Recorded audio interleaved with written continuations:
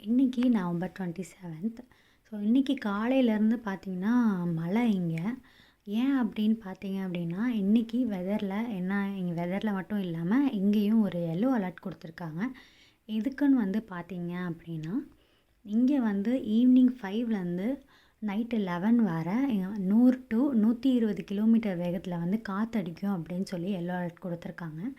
நான் அதோட முதற்கட்ட இதுமாக தான் காலையில் மழை பெய்யுது அப்படின்னு நான் நினச்சிட்ருக்கேன். ஒரு 1 o'clock வரை மழை பெஞ்சுது. மார்னிங் ஒரு 7, அதுக்கு நான் பார்த்த வரை 7. அதுக்கு முன்னாடி எப்போலேருந்து பெஞ்சுதுன்னு தெரியல.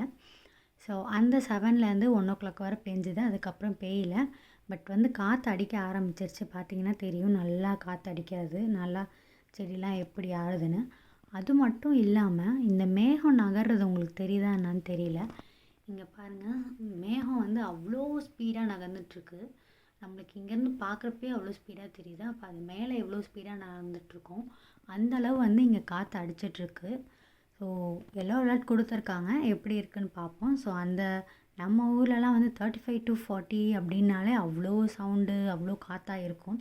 பட் இங்கே 100 to 120 கிலோமீட்டர் வேகத்தில் அடிக்கும்னு சொல்கிறாங்க.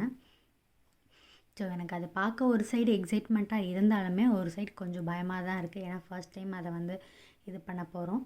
ஸோ எப்படி இருக்கும் அப்படிங்கிறத நான் பின்வரும் ஷார்ட்ஸில் உங்களுக்கு அப்லோட் பண்ணுறேன்.